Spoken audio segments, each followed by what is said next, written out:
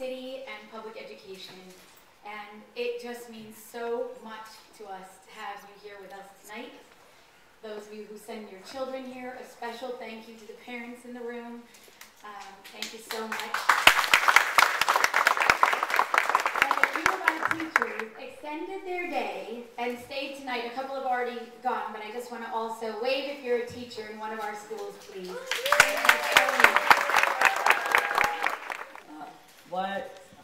What did you think about the arts education for the schools of Long Beach? Well, I think it's great.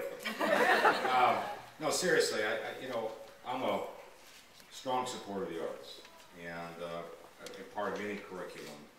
I think it's an important part. To me, arts are forever.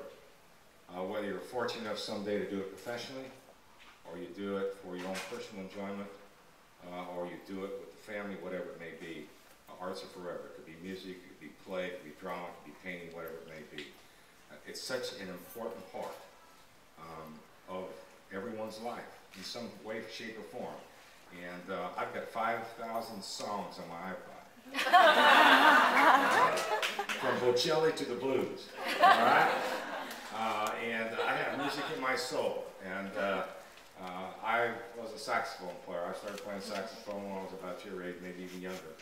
And always, as the mayor said, had something to fall back on when I needed money. I could always get a gig. And, I had my own rock and roll band. I played jazz. I played big band, whatever it may be. But so to me, I'm very fanatical about the arts and education, particularly in Long Beach schools and all the schools throughout my But I always buckled down hard because I knew that's what my parents expected of me. My dad only had an education up until probably 7th grade. And so education was everything to them. They were immigrants. They weren't born in the U.S. And that's what they cared most about. You had to work. You had to study. You had to perform because you were going to have to go to college. So I always did my homework. To go, I guess, into politics was being bilingual myself, and something that I learned in school. So many communities that are in this area not only speak English, but some of them nomás hablan español. Y es su único lenguaje que ellos hablan en la casa y en el colegio. So, para mí, poder hablar en español, hablar con ellos en las cosas que ellos necesitan, es importante para ellos. So, being able bilingual that I learned on the line, and don't get so attached to your position that you have to have it. That's why you need the skill, because you may not have the position.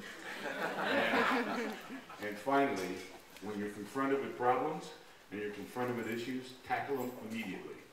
Don't do what you see a number of institutions, including government, in fact, especially government, and kick the can down the road. Tackle them immediately, because if you don't, they will control you, and you will run out of options. You'll be left with only a couple of things to do. So, and if you want to see a vivid example of that, sorry, just look at the city of Los Angeles. You can see a vivid example. I'm sure all of you are familiar with Home Depot and what we do, and it is a very good question. Why would a home improvement store want to be involved with supporting schools? Well, I must tell you that we define home by not just the place where most of us go to in the evening and sleep, but our community as a whole, we think, is our home. And it's our responsibility, we think, as a company, to be involved in the community and make sure that we have strong leaders and employees, associates that maybe one day will come and work for us. So we think we're making an investment in our community now and an investment in the future of our company as well, because we hope that we're going to have some good folks that are going to be working for us in the future.